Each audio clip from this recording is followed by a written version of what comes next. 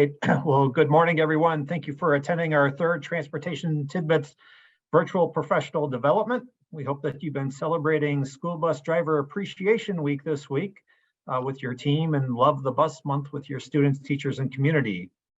We appreciate the school bus drivers that make sure over 25 million children get to and from school safely each day in the U.S. A few housekeeping items before we get started. One, today's presentations are being recorded and will be posted later in the week. You can access these at any time by logging on to your WASPO profile. Two, if you have any questions, please raise your hand using the reactions tab at the bottom of your screen. You may have to hover over that to get it to show up. WASPO staff will monitor that and will call on you when there's an opening so you can address your question. The chat will also be monitored for questions. Please mute when you are not speaking to avoid any background noise for other attendees. And watch for an email from WASPO this afternoon with a link to evaluate today's transportation tidbits. Your feedback is very helpful and allows us to plan for future topics and presentations. WASPO staff will also put the link in the chat window at the end of the final presentation. It's my pleasure to introduce our first presenters, Kristine Nadolski and Clara Pfeiffer. Both are from the Title I and School Support Team at the Wisconsin Department of Public Instruction. Kristine is a Title I Grants Manager, as well as the State Coordinator for the Education for Homeless Children and Youth Program, and a State Coordinator for the Neglected and Delinquent Program. Clara is a grant specialist who conducts McKinney-Vento compliance monitoring, and also supports the Title I Part C Migrant Education Grant, Title I Part D Neglected and Delinquent Grants, and the Education for Homeless Children and Youth Grant. Thank you both for joining us. Kristine and Clara, it's all yours. Thank you. Good morning, everybody. Really appreciate the introduction, Bob. We're happy to be here with you all today. Definitely let us know throughout our conversation if you have questions. We're happy to answer anything for you. So Clara and I are here today to really go over the transportation requirements under the McKinney-Vento Homeless Assistance Act. And just ensuring educational stability for students that are experiencing homelessness in school districts. With understanding McKinney-Vento requirements, we also are going to share some strategies and hope that you learn those to enhance transportation for this student population. I do want to note that our conversation today is not going to provide magic solutions to transportation needs. We know districts are struggling with that. But we do at least want to share some strategies that we know are successful across the state. So under the McKinney-Vento Homeless Assistance Act, districts must provide transportation to and from the school of origin for a student experiencing homelessness, including until the end of the year if the student obtains permanent housing. So all rights under McKinney-Vento continue for that academic year if a student does become permanently housed. And then every school district has a McKinney-Vento homeless liaison, and that liaison in the district is required to inform families of their rights to transportation under McKinney-Vento.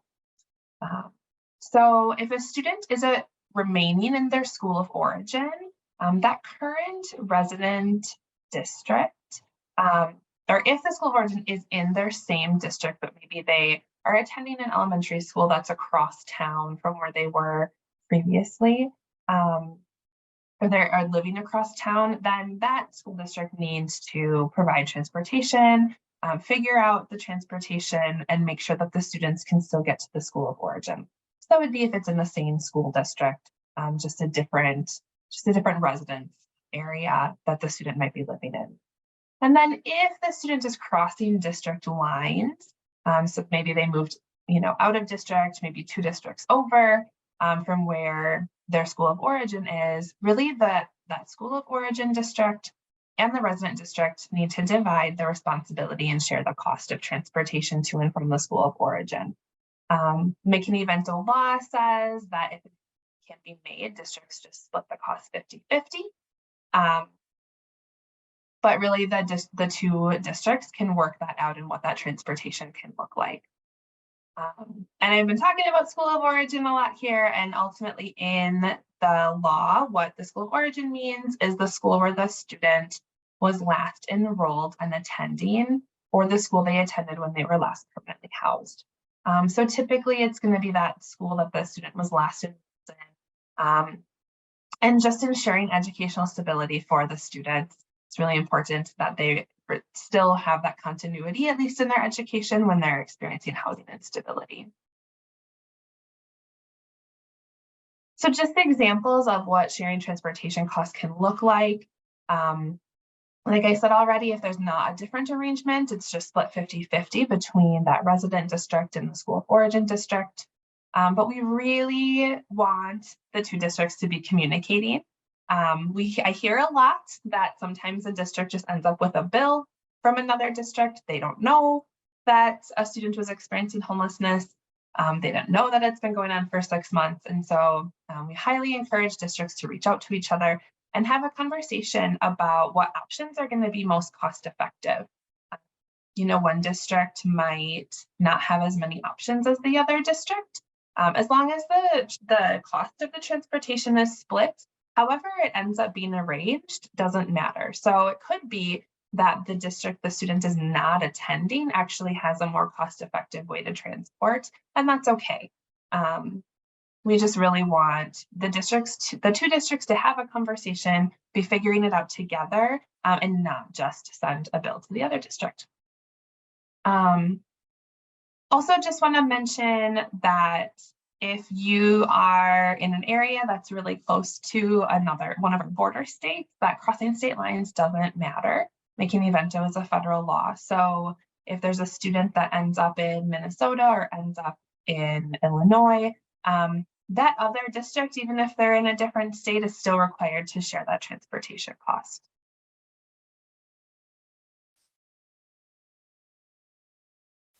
So if there are no other options that would include busing, this is kind of going into a little bit about the mode of transportation that districts can use. So mode of transportation for making sure that students are getting to and from school is at the discretion of the district. However, this really can't present a barrier to the child being able to attend school. So for example, if the district has chosen one mode of transportation and the student is kind of unable to do that, or is really struggling with that and is not getting to school, the district should be open to looking at other forms of transportation to make sure the student is getting to school. And also districts can consider other safe transportation options. Like Kristine said, there's no border crossing, state crossing restrictions. So what is going to be the best way to keep the students safe when they're trying to get to school? Best interest of the student is also up to the discretion of the district and the family. But in most cases, it is in the best interest of the student to remain in their school of origin for just educational continuity. And so making sure that they're able to get there safely, regardless of the amount of time, would be important. And the last point here is to keep in mind what kind of stigma might be attached to other types of transportation. So if it is common that everybody else in the district is arriving by like a parent's car or a school bus, would it really stick out to other kids if they were showing up in a cab or showing up in some other kind of just district transport van or something else like that?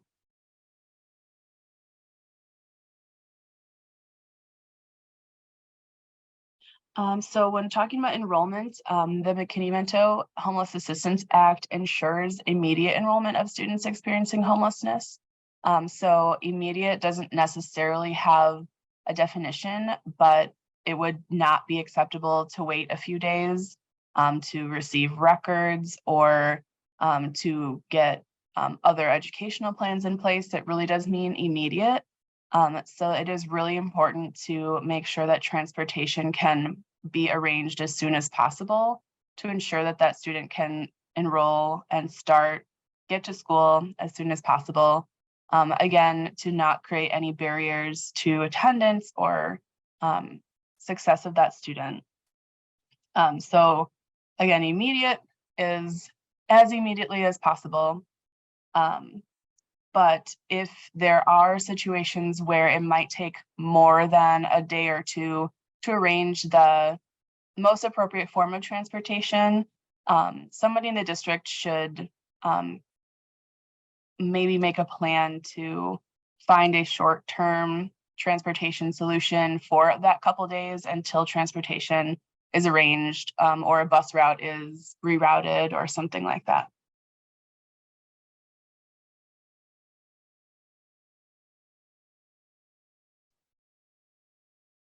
Okay, LEAs must provide students with transportation services that are comparable to other students.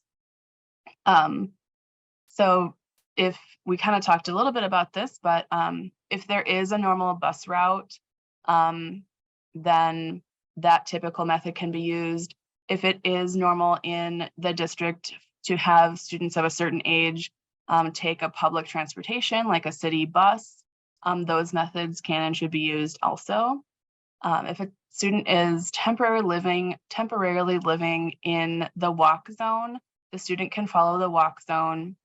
However, when we talked about safety, safety of kids also does come first. So exceptions can and should be made when you're offering comparable services. So for example, if there's a 2-mile walk radius that any student over the age of, a grade level needs to walk, but for some reason there is a shelter in the district and it is along a really busy or a safe or unsafe road or neighborhood area, you would be looking at a safety issue for the student. So in those cases, it'd be really important to be flexible and make sure that the student can come to school without feeling unsafe. So being able to bend the rules on some of those different transportation or walking zone type of rules for the district.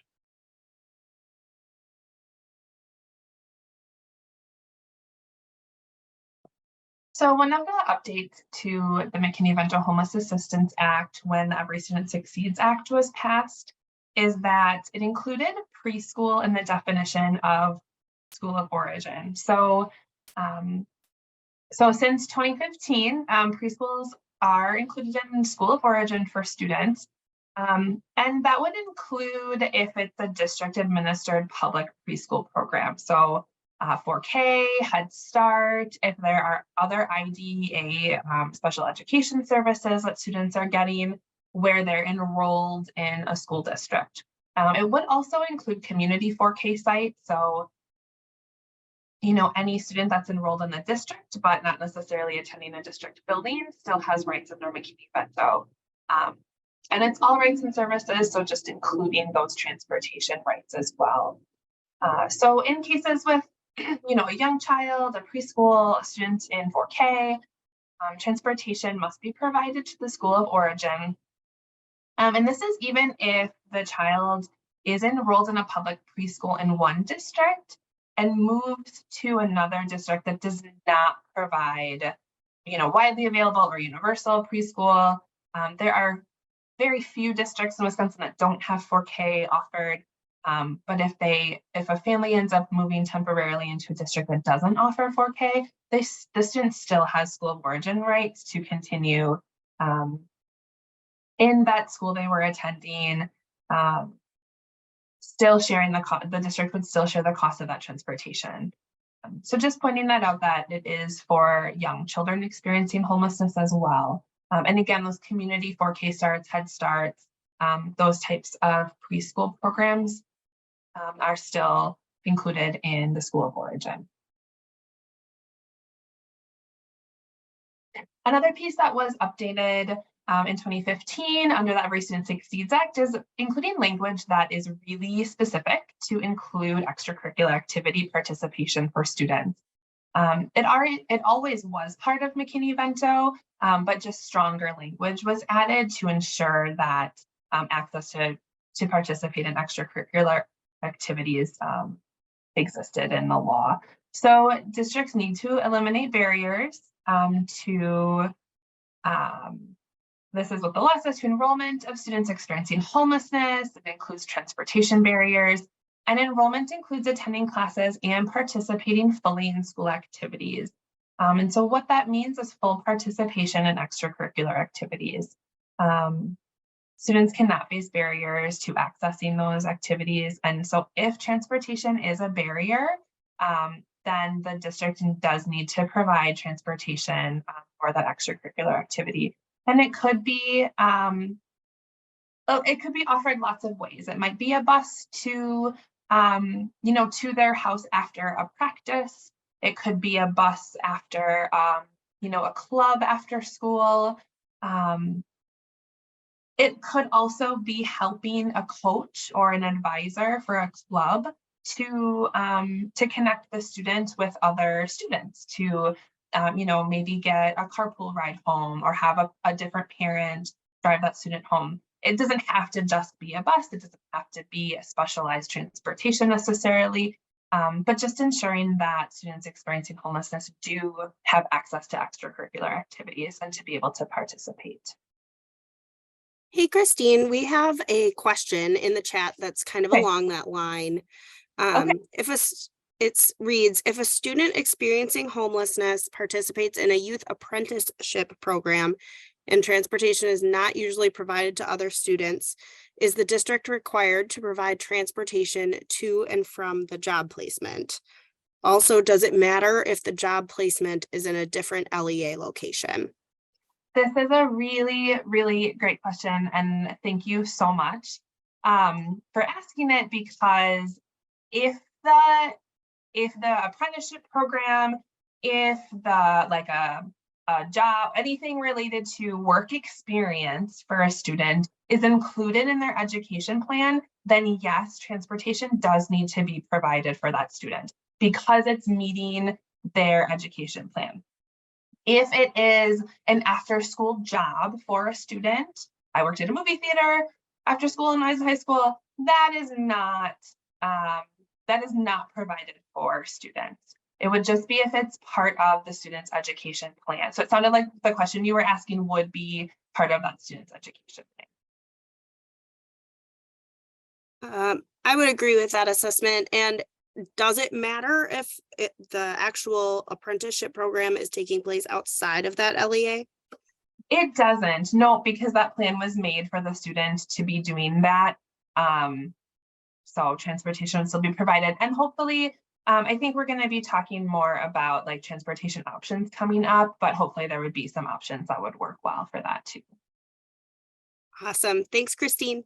Thank you for letting me know there's a question. Okay, I do want to, this comes up as questions pretty frequently from districts. I do want to talk about how transportation requirements under McKinney-Vento and a student who might be open enrolled into a district kind of intersect. So under McKinney-Vento, students have the right to remain in their school of origin or immediately enroll in the school district they're residing in. It's possible that a student may want to open enroll into a different district.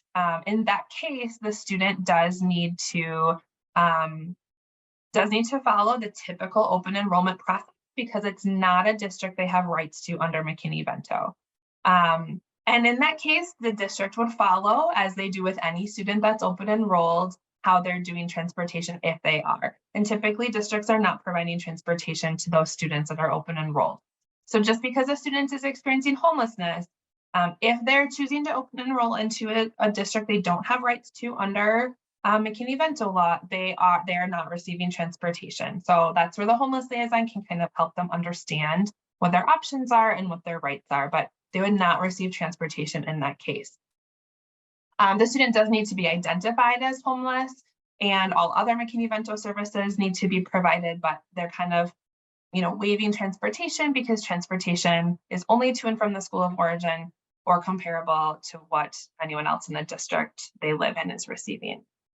Now, if the student is open enrolled and then loses housing and are somewhere else temporarily, then they would receive transportation because they've already established that school where they're open enrolled as their school of origin, and they have rights to continue in their school of origin. So if that might happen, just a student might lose housing in the middle of the year. If they're open enrolled, they need to be identified, and then transportation also needs to be provided for that student.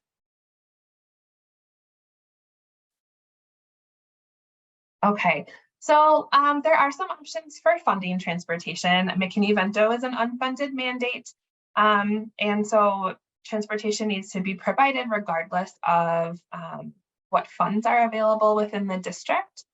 But the district can use the state and local funds.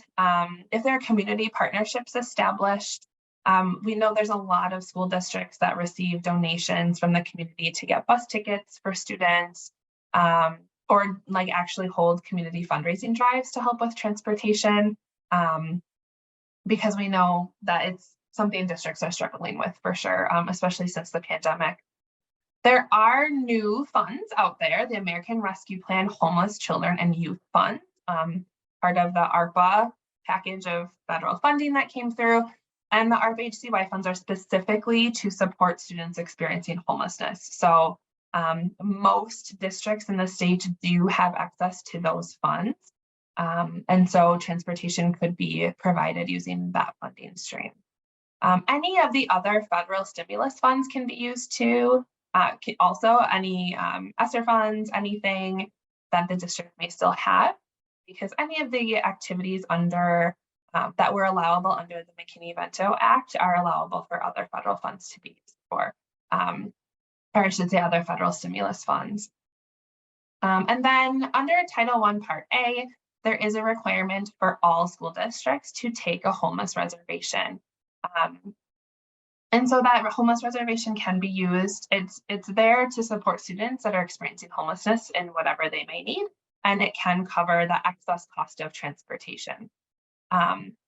So that Title I Part A part is the excess cost of transportation, and that is really kind of what would end up being the difference between what the district normally spends to transport a student and what the cost is of transporting a student experiencing homelessness. So if it's adding a step to a regular school bus route, and there's not an excess cost, then there's just not an excess cost to cover under Title I Part A.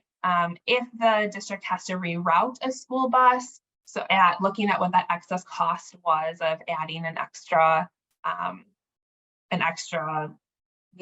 roundabout to the route, whatever that is, what could be covered. And then if it's any sort of specialized transportation for the student, if it's like using a transportation company, a van, or providing gas cards to the family, then it's really kind of a special transportation, and all of that would be excess cost. So just thinking about that when looking at what kind of funding can be used, there's more opportunities for districts to access federal funds right now with the stimulus funds that have come through.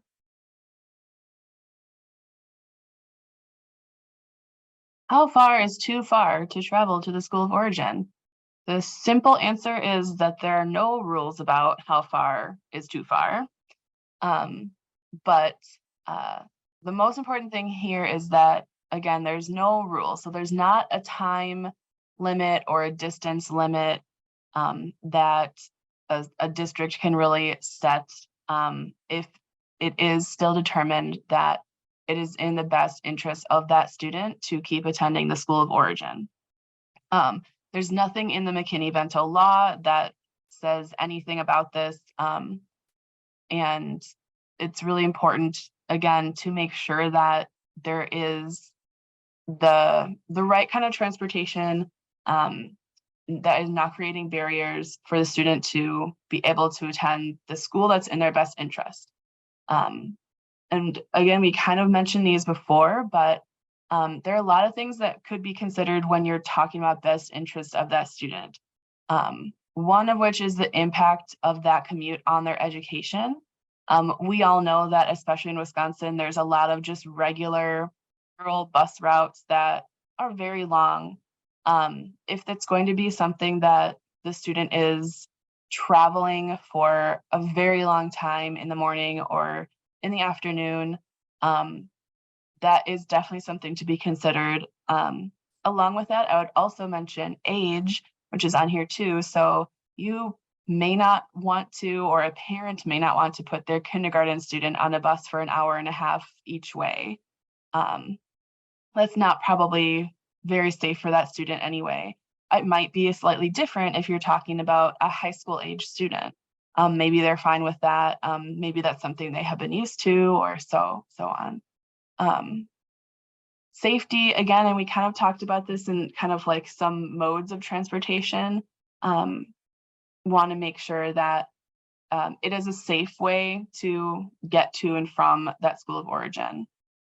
Other things that you can consider are how long the family or the student is staying at their temporary location. In thinking about best interest, if it is the case where a family has temporarily lost their housing, but they're having a plan to get back into that district, or they know a little bit more about their own timelines, you want to have that educational continuity and staying in the school of origin.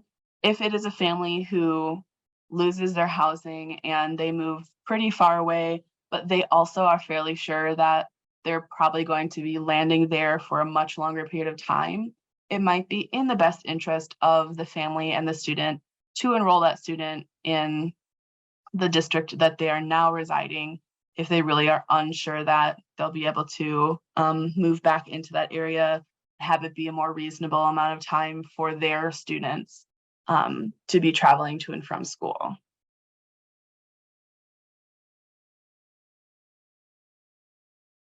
There are many transportation options.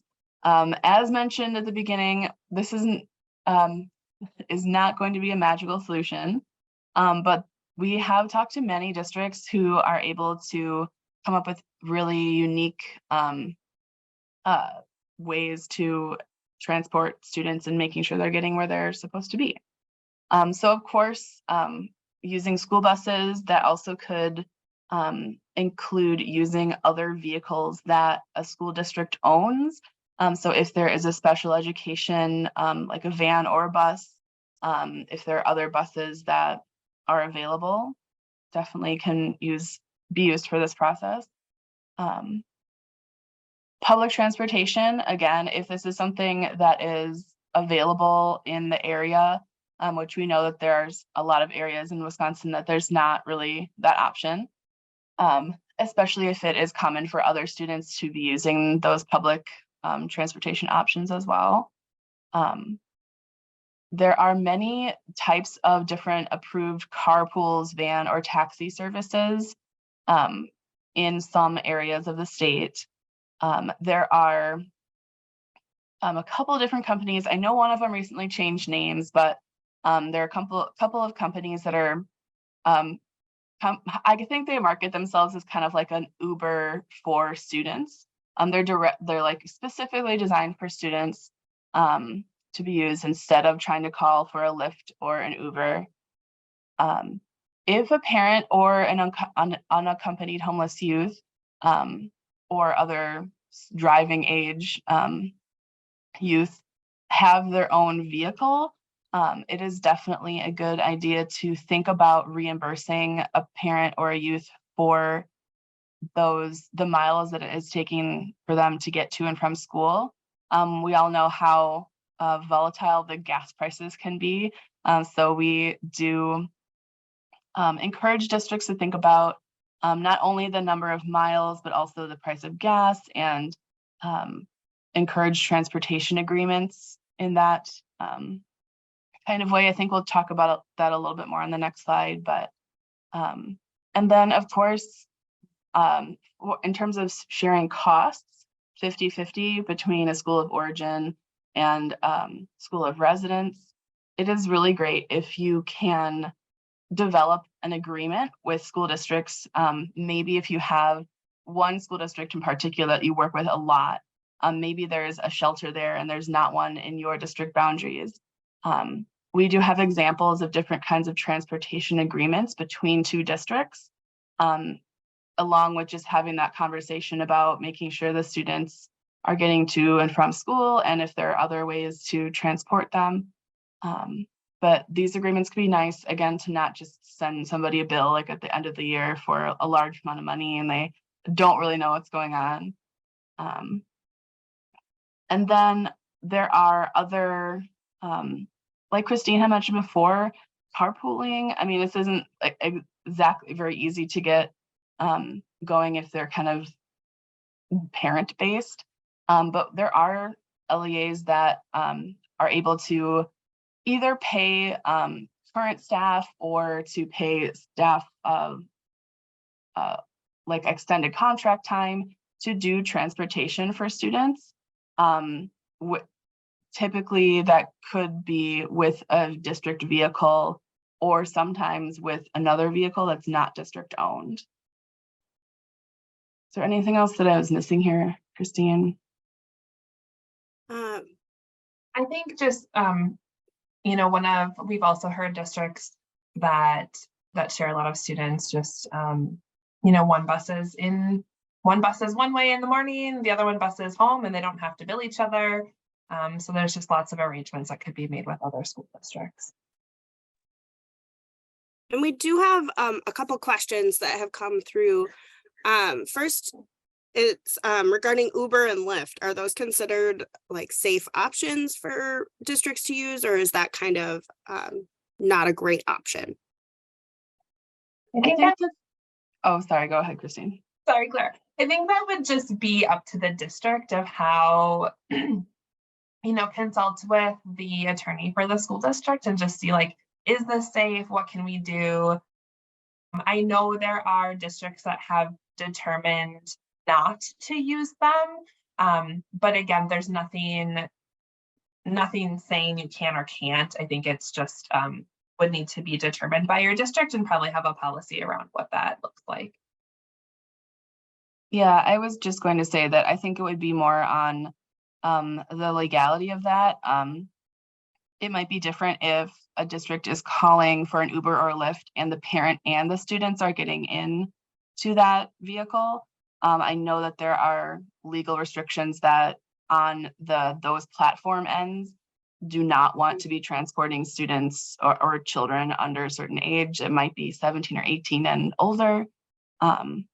But yeah, again, it would kind of go back to the district decision of if that is feasible and any kind of legality around that. Thank you. The other question that came through, and your first point, you say, including special education. So is this the exception to the rule of special education vehicles being only able to be used for special education purposes?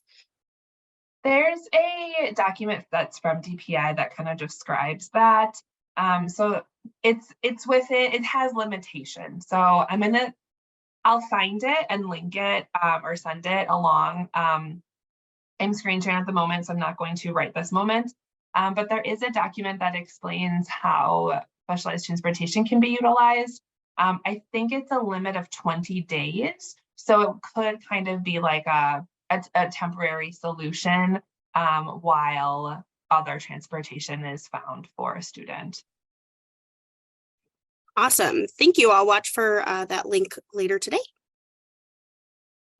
Then, of course, also too, for students who are identified as homeless, they also might be identified under special education and they might have an IEP. So that's kind of like yes, of course, you can use that. But that's all I wanted to mention on top of that. Awesome. Thank you. That's all the questions right now. Okay, great. So yes, as promised, there's a little bit more here about reimbursing families or students for gas or mileage and the possibility of giving them gas cards. So there are probably two basic ways that districts may choose to do this. One is establishing some type of contract between the district and the family to lay out exactly what they would be getting if it is going to be based on mileage and or the price of gas, how much of that mileage are they reimbursed for? Are they going to be reimbursed for taking the students to school, then going home, and then picking them up from school and then going home? Or is it just going to be the physical from home to school, and then again, the parent picking up from school and going home? So it's mostly just really important to make sure that parents understand what they are getting from the district in that way. In terms of cost of mileage, we typically recommend districts kind of follow their own policy regarding what their staff would do. So if it is the case that a staff is traveling to a training somewhere in the state, are they getting reimbursed at the mileage, the federal or the state mileage rate, which I do not remember what it is now, 55 cents a mile, or something like that? Or is it a smaller amount than that? It would make sense to just be consistent with that for families as well. Also, many of the contracts for transportation will include stipulations about attendance. So if a student is out 2 or 3 days during that week, a parent would have to kind of be informed that if the student is not in school for this number of days, they wouldn't be reimbursed for that. They wouldn't be getting that full amount that is written into that contract. And this, of course, helps with, not only with the payment side, but also the accountability of making sure that the student is getting to school, since that's the most important piece. Otherwise, there are districts that, instead of doing that kind of contract and reimbursing families every week or every 2 weeks, will be able to go get a gas card. And by gas card, we mean ones that are specifically for fuel only, which do exist at a number of different gas stations around. So you wouldn't want to just necessarily go get like a quick trip card that could be used for any other thing at that location. When they're fuel only cards, they're only allowed to be used for gas. Another option is that there are some gas stations, probably not the bigger chains, but they can set up an account with the district so that the district is able to, that the district does not have to go out and buy a fuel only card. They can send that family and say, okay, that this family is going to be receiving $20 of gas every week. And there doesn't have to be that exchange of cards or other agreements.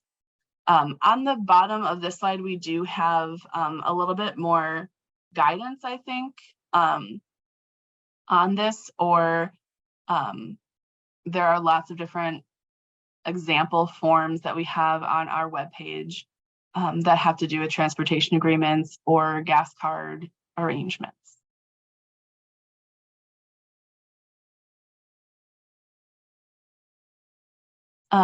So as we were talking about transportation contracts, this is something that is just best practice for a district if it's dealing with money, making sure that parents understand, the pieces about attendance and all of this, but it is not required. There's nowhere in McKinney-Vento saying that transportation agreements are required to be in place between a district and a parent or a youth.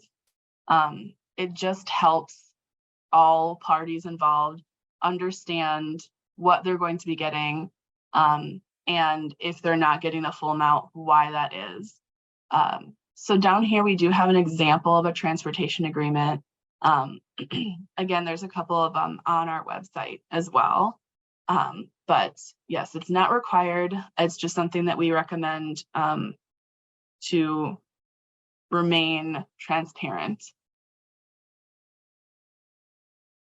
Yeah, I just want to add a little bit there of, it's also something to include in that districts do include in like a transportation agreement with parents around if you're sending a bus or you're sending a cab or you're sending a van and a driver, if that student isn't getting on, but that mode of transportation showed up to their house, they don't get on, they don't get to school. a lot of districts do have kind of a stipulation around no loads. And so if the student's not getting on, what does that look like? How many no loads before the parent needs to come in and have a conversation with the homeless liaison about, okay, what else can we do then, because your student's still not coming to school. So really, again, it's just there outlining kind of what that agreement is for that mode of transportation.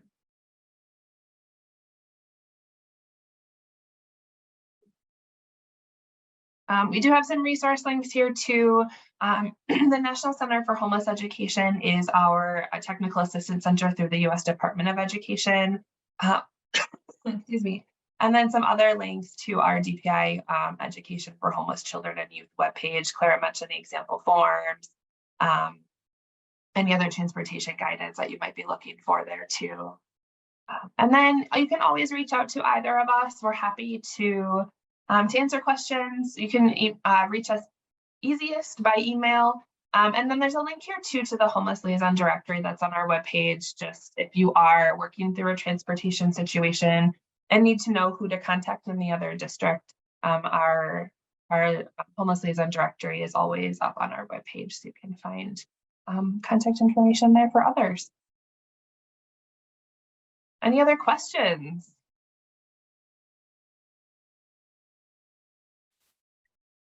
Well, hearing none, I'll say thank you to Kristine and Clara for the great presentation. I'm certain that the majority of the people that were in attendance today were here because of the challenges that we face as business office and other district practitioners trying to meet the needs of our homeless children and youth.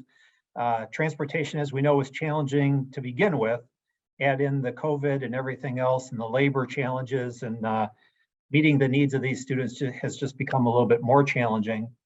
Real quick, a Marshall technique that we have used that wasn't really discussed is we actually contract with some of our staff that are residing near a homeless student, willing to drive them to and from school. I'd much rather pay my staff member and put that money in the back of their pocket than to pay an outside vendor. It works great for morning transportation, of course, because students and staff typically arrive about the same time. Going home is a little bit more challenging because of staff meetings and other commitments, but just a technique that we've used in Marshall. You know, Clara and Kristine ended their presentation talking about parent transportation contracts, and up next will be Kathy Fry and Mark Elworthy from the school finance team at the DPI. Mark is the director of the team with over 27 years of experience in Wisconsin public education. Kathy is a consultant for pupil transportation and school district reorganization and school district support. So we'll welcome Mark and Kathy and turn it over to you two. Good morning. I think it's still morning, yes, for another 15 minutes. I'm Kathy Fry. As Bob said, I am a school administration consultant. I've been on the job with DPI for 6 months. And before that, I worked for a local school district here in my area for about 16 years as the executive assistant to the district administrator. So I've kind of dealt with some of these questions on that level. So I kind of know where you're coming from with your different questions that you may have about transportation. Mark, did you want to say anything before we get started? Yeah, I'll just introduce myself, Mark Elworthy, director of the team. Thank you, Kathy, for co-presenting. Been with the team for a little over the year, started as a consultant, that the work that Kathy is currently doing, and now with the team, and want to echo what Kathy said. Definitely acknowledge there's challenges on how best to support our students, and really appreciate the work everybody's doing. And you know, thank you for taking time to learn about parent-pupil transportation contracts with us today. So I'll hand it back to you, Kathy, and away we go. I'm going to share here.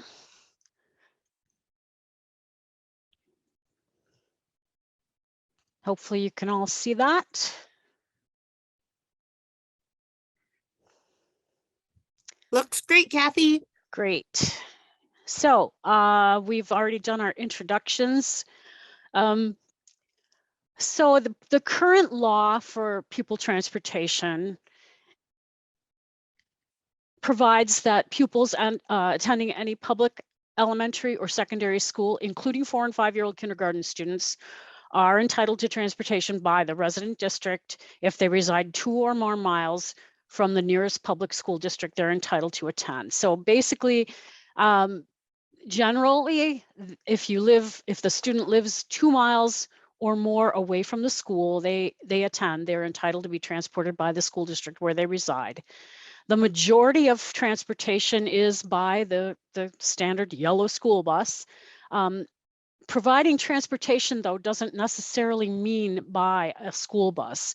So we'll talk a little bit about contracting with parents to provide transportation to and from school for these students. Why would you want to offer a contract to parents to transport students?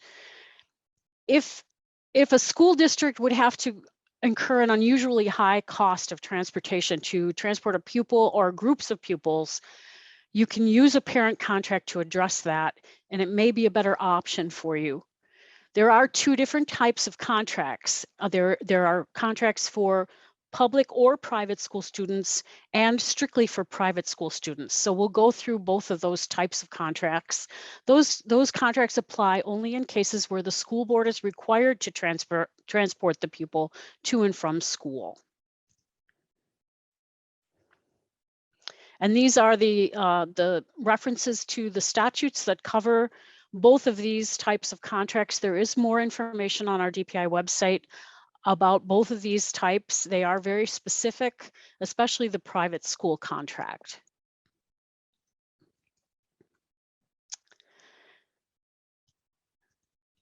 So when a pupil attends a public elementary or secondary school, including 4-year-old kindergarten, they are entitled to have the transportation provided. When a pupil attends a private elementary or high school, including 4- and 5-year-old kindergarten pupils, they are also entitled to transportation provided by the public school district where they reside. So that was supposed to be a quiz. I just gave you the answers, but because we didn't go through a lot of the details, just so you know, there are 2 different types of contracts, and students who live 2 or more miles away from the school in general are required to be transported by the public school. And I am going to turn this over to Mark at this point for the next slide. Thanks, Kathy. Just pausing briefly here. Any questions so far?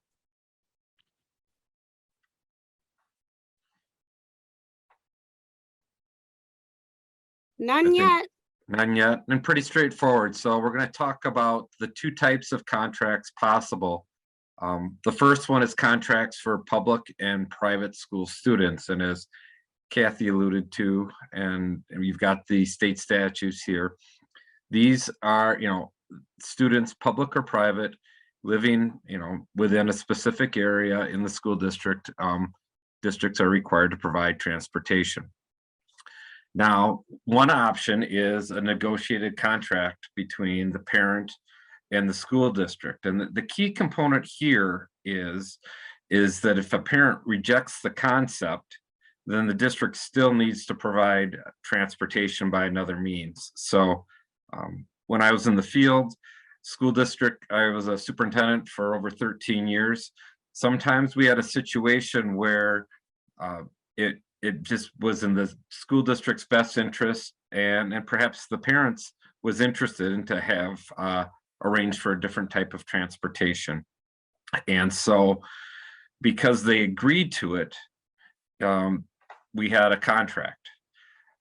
However, I think it's really important to remember, if a parent at some point in time, the parent says, I'm no longer interested, or that option no longer is available, a district still must provide transportation. So I think that's really important to remember. No notification is necessary. This is, again, sitting down and talking with the parent. Sometimes districts will want to do these verbally. I think what you heard earlier with our presenters, these are areas that sometimes get a little gray or a little foggy. People don't remember what they agreed to, and so having a contract, a written contract, and demonstrating agreement by having the group sign off, I think is something that districts should consider. Of course, you could always run this past legal counsel just to make sure it's okay, and understand what your responsibilities are. And, the other thing is, what do your policies say? How do you deal with these situations? Because every school district, or school districts, let me rephrase that, school districts can handle certain transportation situations differently. So again, no need for requirement, no eligibility for criteria.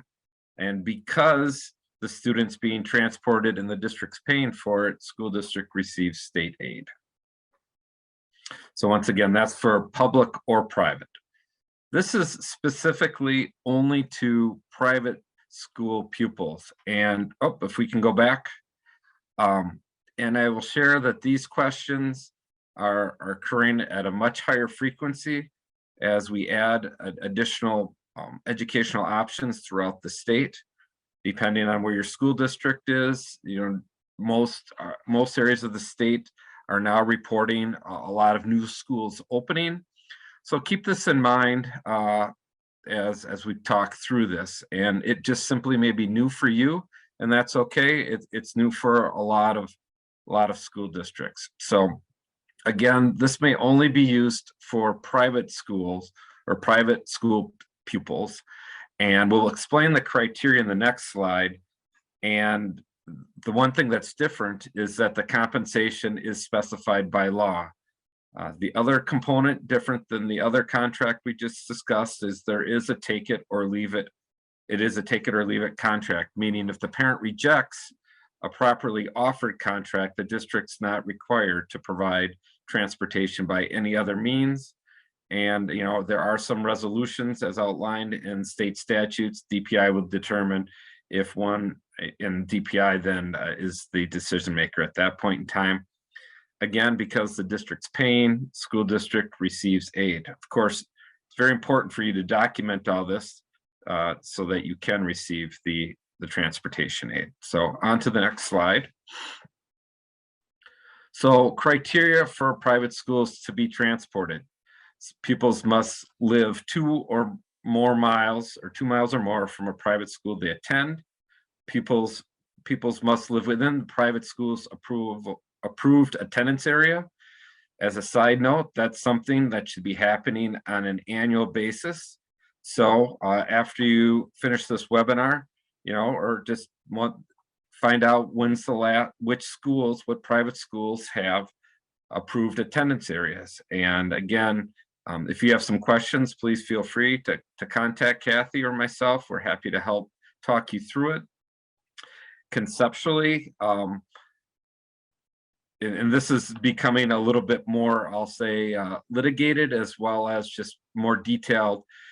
Conceptually, when the law was written, it was, let's suggest, and not promoting one faith or the other, that there were 3 Catholic schools, or for that matter, 3 Lutheran schools of the same synod or same belief, the same CEO, if you will, in a school district. And so that there wasn't overlap, and that's where number 2 comes in. The pupils must live within the private school's approved attendance area. Those should be designated. It's not uncommon for us to get phone calls, probably starting in about this time all the way through the beginning of school year, asking about school districts asking, do we need to transport these students? And so again, really important to follow what's outlined in statutes, stick to your district policies.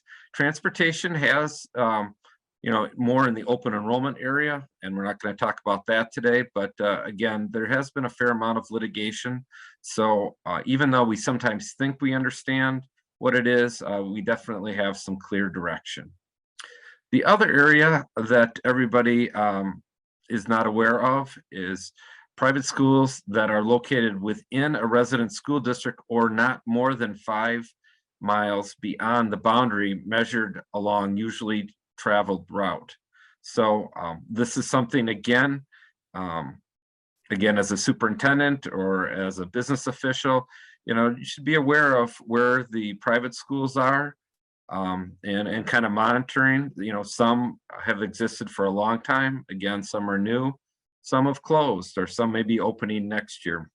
So really important to kind of do your homework ahead of time to understand and be able to best answer questions that are going to be coming to you. So for this, there are some eligibility requirements. And so to use the second type of contract, private school only, you need to have to exceed an estimated cost of 1.5 times the school district's average cost per pupil for regular bus transportation in the prior year. And the parents must be notified of the intent to offer a parent contract at least 30 days prior to the start of the public school term. So the first thing I said kind of makes sense, because at that point in time, if you think this is a better option and it's based on cost, you want parents to know before school starts. In fact, you've probably determined this because you've created your routes, you've got everything set up, and here we go. Now, this is important to do on an annual basis, and the next slide will also outline how you calculate the additional costs. So it looks like we have a question here. We do. Somebody asked, are there parent contract templates available that we can use? So we do have, and we can, Kathy, I can work to put that on. Why don't we include that on the communication out? There are some, we have some, but yes, we'll be happy to help. Thank you. Thank you. So the estimated cost, again, we know that this is an additional cost. I think I would ask you as district employees to, if you're in the business office or in transportation, right, you have a budget. And so what do you plan for? And so I would suggest, looking back, if you're new, determine how many of these contracts have existed. That might, and how have you budgeted those? And then if these questions are starting to happen more frequently, you work with your leadership team and figure out, how are we going to account for this? Because agreed, these unforeseen costs can be challenging, right? It also is important to state that this needs to be cost effective, right? And used one of the methods that is outlined in State Statute 121.55. And again, I'll just kind of go through that, just switching screens on my end. But specifically, you could, and we heard about this a little bit before, but a common carrier like a taxi company or other parties, again, by contract with a parent or guardian of the pupil to be transported, working with another school board or CISA, and then a contract between two school boards or an individual common carrier, or sometimes districts, if it becomes a repeatable cost, they may consider adding to the fleet. Understanding those are all costs, but it's really important, to reiterate here, the yellow school bus, from a historical standpoint, has been proven to be the most safest way to get students to and from school. And so these other options should also be safe. Most districts have policies, requirements, and it's really important for school districts to follow those and make sure that they're up to date. And then again, the estimate should be in writing, include a date, and then it must be a written estimate per the policy. So if we can move on to how the calculations occur. So the estimated cost is compared to the school district's average cost per pupil for bus transportation in the previous year. It's exclusive of a couple things. And once again, we've got a formula or a spreadsheet that helps you make this calculation. And the other part that I want to emphasize here is, you're required to, as districts are required to maintain records once you have a contract as such, and the worksheet also should be maintained for 7 years. And I'm not going to go through detail, but you can see the woofer amounts. There's the calculation. And here we go. It gives you the average costs per pupil for regular bus transportation. So, and this is another area that we get asked, you know, what are our options? And so it's the annual payment is equal to the greater of two options. And the first one is $5 times the distance between the pupil's residence and private school.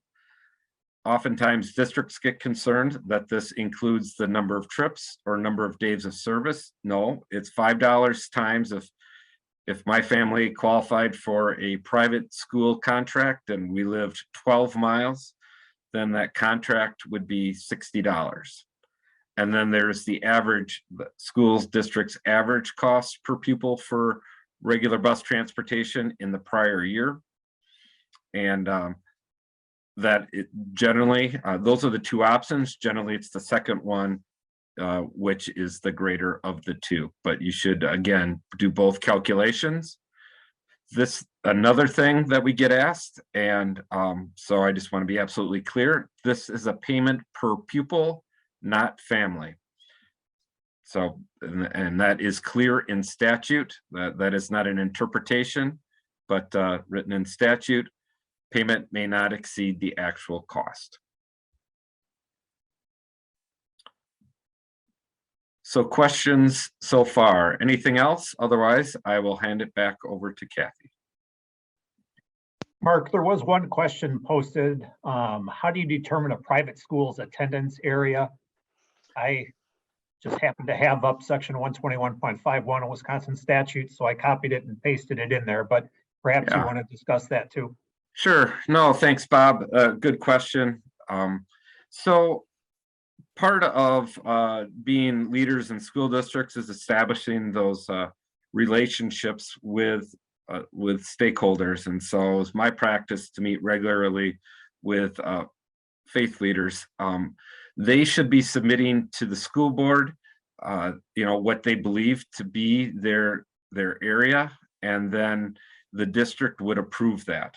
So it's a process that should be happening in spring. There are recommended times.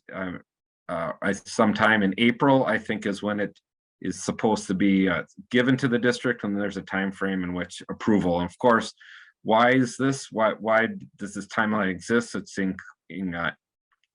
encourage dialogue as well as assist districts in planning for transportation requirements.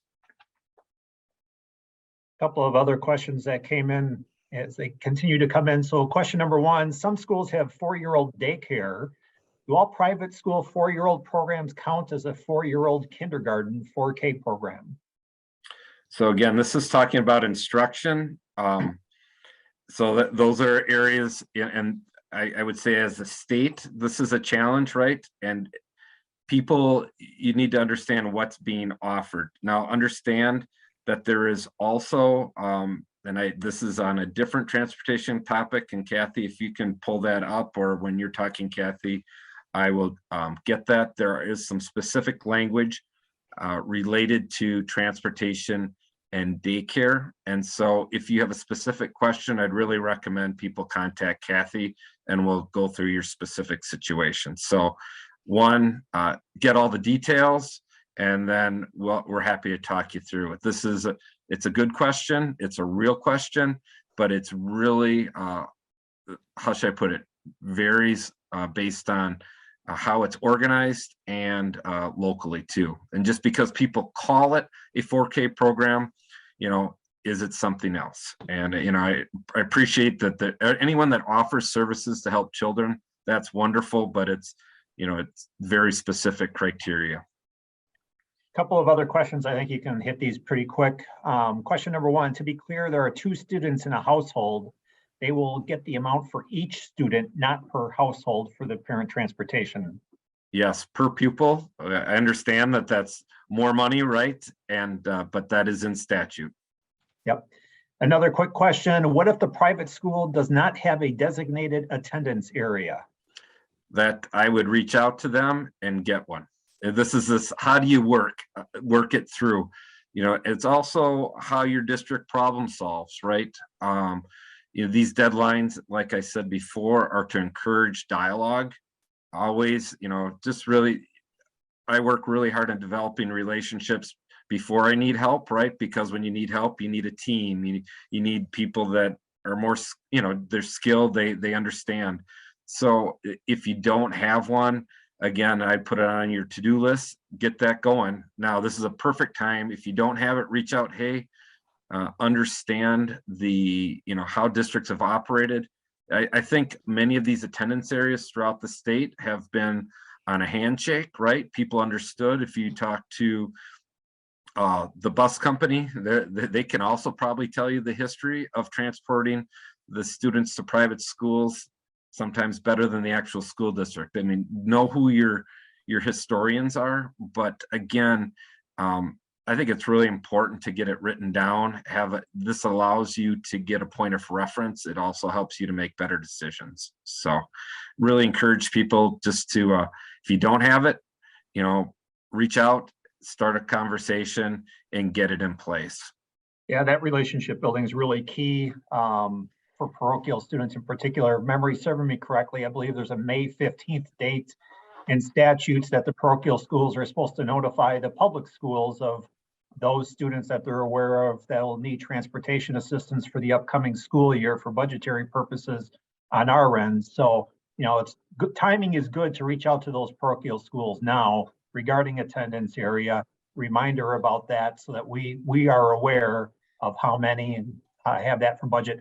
One more last question, and we'll turn it back over to Kathy. Do you have a template for notification of intended contract that needs to go out 30 days before school? Also, do you have any recommended process timing throughout the year? No, we don't. I think how should I put it? How do you reach out to someone? I think I'm confident, of course, if you would like some feedback, we're happy to, talk to you about it. But at the same time, I think what's important is tell the people why you're contacting them. And maybe before the email, it's a phone call and say, hey, if you're new, hey, I'm new, I'd like to introduce myself.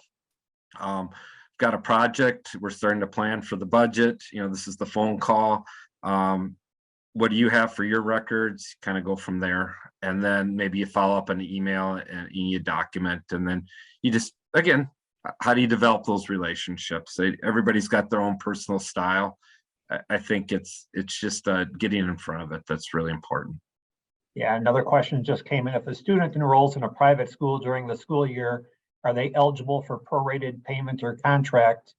From a public school perspective, we still have the same obligation to provide that student with transportation to their parochial school, no matter when they enroll there. So, correct. The statute does not discuss proration. Okay. Yep. No other questions at this time. Okay. Well, thank you, Bob. Appreciate it. I just want to echo what you both have been talking about, and just the time that I've been with DPI, I have noticed that many districts do not have these agreements in place. They don't have the attendance areas established, and it's really to everyone's benefit to have that done. If you have private schools within your boundaries, or even 5 miles outside of your boundaries, you may want to reach out to them now. They are supposed to submit their attendance areas annually by April 1st. And then by May 15th, like Bob was saying, that's when they are supposed to be giving a list of potential student riders to the school district so that the district can plan for bus routes and budgets and all of that. So I guess I would really encourage all of you who are listening, who have private schools within your boundaries, to go ahead and make that contact and try to get that agreement or that attendance area put in place. The private school needs to submit a map to you of their attendance area, and it's your requirement to just make sure that there aren't overlapping attendance areas of similar denominations. And I think we may have that in a slide, but if you have a question about that, please do not hesitate to contact us. So when you are giving this notification to offer a contract to these parents, the idea is to get the parent the information up front so that if there are any questions or disputes, they can be resolved much more quickly, hopefully before the start of the school year, when it's still possible to provide the actual transportation if it's necessary. Do this in writing. When you are notifying these parents, cite the statutes, specify the amount of the compensation that you've come up with, and include this statement that it properly offered contract extinguishes schools district's responsibility to transport the pupil if they don't accept it. It is a take it or leave it, as Mark mentioned. So these are the things that you want to include in that letter that you're sending out to as an intention to offer a contract to these parents.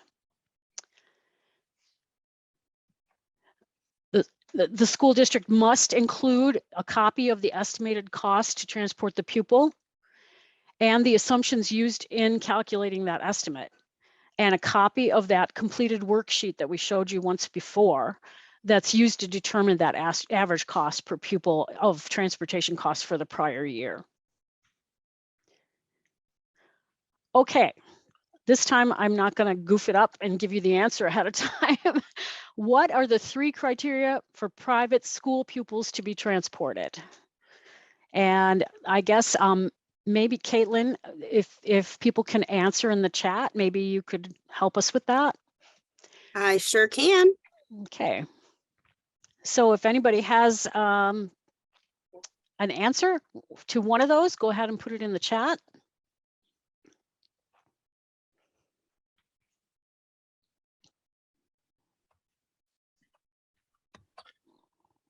And Kathy, while they're doing that, I did want to add, due to, I'll say, the pandemic and still being offered our transportation contract cost waivers. And if that's something, I think we had about 21 school districts last year apply and it was granted. Our team, SFS, handled it the last couple of years. That is being handled by another team. But we're happy to provide some guidance and assistance there. I know we have it also on the web. I will find a link and put that in the chat for people. Thank you. Michelle says they must live within the school district boundaries. Another attendee says they must live within the private school service area. And for those that are saying the chat is disabled, it should be enabled now. I'm not sure how that even happens. But that's 2 out of 3. The parochial school must be within 5 miles of the public school. Yes. So the 3 are, I'll just repeat them. The student must live within 2 miles or more from the private school that they attend. They must live within the private school's approved attendance area, and that's a critical point. Those private schools need to be submitting those attendance areas to the public school, and the private school must be located within the resident school district or not more than 5 miles beyond the boundary measured along usually traveled route. You know, we're not going to stick to a usually traveled route if it's not a good route to be traveling, but generally 5 miles beyond the boundary of the school district. So very good. There is an administrative rule that's been promulgated for these contracts to make it more clear. And that is administrative rule PI 7 subchapter 2 on parent contracts for pupil transportation. This was done in 2003. There was a circuit court case in Kenosha where a private school parent sued the school district over the amount of compensation that was provided for the parent in the parent contract. After the circuit court judge ordered DPI to determine the amount of compensation provided in the contracts between the parent and the school district, DPI held administrative hearings in March of 2002. An administrative law judge appointed by the DOA presided over a hearing and issued a proposed decision, which was ultimately adopted by DPI. Both the circuit court judge and administrative law judge expressed the opinion that DPI should promulgate rules relating to parent contracts. So PI 7 really gives you more detail on these private school contracts.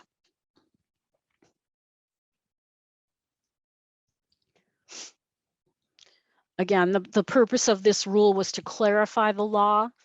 The rule did not alter the law, but it clarified the procedures that the school districts should follow in offering these contracts, like when the contracts can be offered, which type of contract could be used.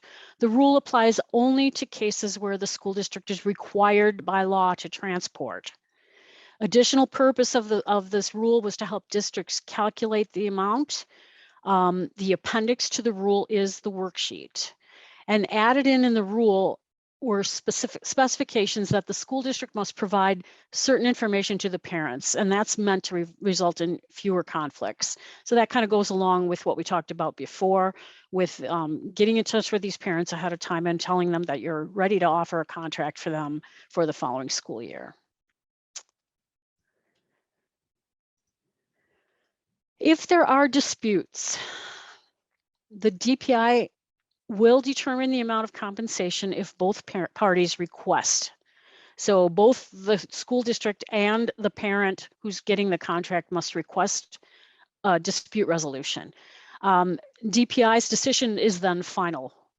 And we're only required to determine the contract if both the school district and the parent cannot agree on the amount. If they cannot agree on the method, then the school district must provide transportation using other means. The DPI decision is final, subject to judicial rule. This just means that there are no appeals at the state agency level. And each situation is unique, so that's how the disputes are decided. DPI may consider any factors it believes are relevant to that situation. The district must provide transportation until that dispute is settled. And we are at the end, at a point where if anyone has any more questions or comments, we would be happy to try to answer those. Yeah, Kathy, there was a question that came in. If a student would not be eligible for transportation if they attended the public school, i.e. lived within 2 miles, are they still eligible for a private school contract? I think that would depend on where the private school is located. If they live more than 2 miles away from the private school, they would be eligible. The other case there would be is if there is an unusually hazardous transportation plan in place within that 2 miles. So if they live in an area where there's a UHT in place, they would be eligible for the transportation. Great. We'll leave it open to see if any other questions come in. In fact, here we go. If a parent misses the deadline for returning the contract, what is the district's obligation to pay them? What if it is 6 months or a year late? It's a good question. It's a local decision, but it depends. How does your district operate? And so you need to know what there's some risk involved, right? Kathy talked about litigation. I'll share with people that bus routes is something right now that is becoming litigated. As you heard me talk about attendance areas, there was a court case specific to Hartford where there were 2 Catholic schools, one affiliated with the Milwaukee Archdiocese and one that was the Catholic faith but not affiliated. They said, court said 2 different, I'll call it CEOs, if you will, 2 different leadership groups. So therefore, students can get transportation. So it really comes back to a local decision. And, part of it is the court of public opinion too. So you need to ask the question, what's the climate in your community and district? What do your policies say? And then the, capacity for conflict. Another great question come in. How do you determine if private schools have similar enough denominations that they cannot have overlapped boundaries? True. And I think eventually it becomes clear. Some faiths are more similar. I'll use Lutheran, for example, where there's several different groups in Wisconsin, if you will. You just have to ask, but the point is, if you're asking a lot of questions, it's not clear, then it appears to be a private school. They appear, if they claim they're independent, that they're independent or unrelated, I think eventually it becomes clear. But if you can't make that determination again, that probably answers your question. And if you have a private school that is of the same denomination, but one of them, if there's overlap, and one of them only has one gender student, so one of them is an all boys school and the other is an all girls school or a co-ed, then that's a different story. So those are not considered an overlap. Great, thank you for, thanks for that clarification. Yeah, and Bob, I think that's just another example. If you're unsure or you want want to bounce it off us, please call and we'll work it through with you. Yep. That's what our peers at the DPI are for. That's right. There seems to be more organization on a statewide level of some of the private schools. They have some associations now, and it seems to me that more of them are becoming aware of some of these little innuendos in the law, and they're advocating for themselves, I guess is the best way to put it. So I've had more questions recently from the private schools than I would have expected about transportation. So again, it's a really good idea to get these attendance areas established and get the paperwork done and get it in writing so that everybody knows what's happening. It's for everyone's protection. Yeah. The other thing I wanted to add is sometimes you'll get asked at a board meeting, even I think I was asked the question is, I worked in a small school district, small rural school district, and we had a K-8 school that, we were in their attendance area. And the other concept that probably we help people understand, and, in the end, and I think people are going to say, yes, let's do it. But a perspective I would get you to think about, or you would do it better than I with your own local stakeholders, is one of the reasons to do it right, if you will, or do right by students, is that perhaps those students will choose to attend, in this case, it was a K-8, perhaps they choose to attend our high school. So that's 4 years of positiveness. Just, we're sticking to transportation, but at any point in time, they could say, well, we like the education, but we hear you're doing some great things. We want to attend your school. So how do you keep the doors open? Understanding these are not easy conversations, and we appreciate the time to present and discuss and answer your questions and again, support you. In the district where I worked, we have 2 private schools, and they're both completely within our boundaries. But it's that case. The Catholic school is 4K to 8, and then those kids generally come over to our high school after that because we're too far away from any other Catholic high schools for them to go there. So you do want to keep a good relationship with those schools if you can. Yeah. Hey, Mark and Kathy, both, thank you very much for your time today and providing guidance on parent transportation contracts, parochial transportation needs, things that sometimes districts need to look at and consider, but perhaps aren't always top of mind of awareness on our end. To the participants that are online, don't run off yet if you wouldn't mind. I want to give Mike Berry an opportunity to say a few words, and then I'll do a conclusion for us for today. Hey, thanks, Mark, and Kathleen for your presentation. I also really enjoyed the McKinney-Vento presentation. I thought that was great information. I want to echo what Mark and Kathleen said about trying to avoid disputes over parent transportation contracts. That getting ahead of these issues is super important. Laying the groundwork of knowing how to do the parent contract, using the right template, doing a fair and accurate costing, cooperating with and communicating with the private schools that you normally are doing business with is important. I always felt like I had to overcome just a bit of wariness about the public school, and is the public school, not looking out for us.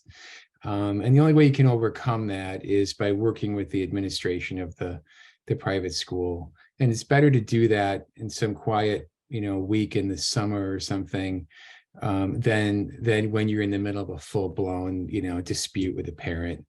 Because at that point, it can turn into a lawsuit, and you'll spend a lot more attention and time on this than you really wanted to. So it was one of the great things about these transportation webinars, is that it raises these issues and it kind of gets you thinking way upstream, of these issues, and hopefully that helps steer clear of problems. So I enjoyed it. I really appreciate the information, and I say this a lot, but in a lot of states, there's really not a great relationship between the field, if you will, which is the school districts, and the state education agency, which is often seen as just a really tough compliance entity. But here in Wisconsin, we work cooperatively with our friends in school financial services all the time, and I think it's a great benefit to the state. Other than that, I just want to echo what you said at the beginning, which is it is Wisconsin School Bus Driver Appreciation Week. So I don't know what the practice is in your school district, but if you can do a little something for your bus drivers, even if you don't employ them directly, right? Even if it's just a candy bar or who knows what, but those little gestures, believe me, they go a long way. So thanks for the opportunity, Bob.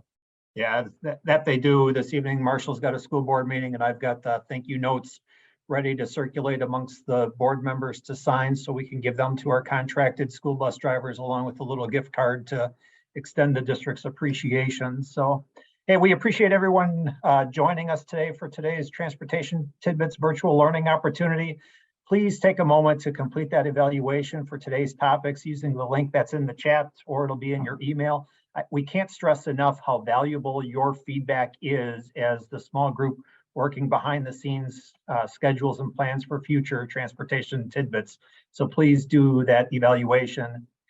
In addition, the link to the recording will be sent early next week. We hope everyone, we'll see everyone at our next Transportation Tidbits webinar. Book it in your calendar for April 18th. More details to come. Thank you much.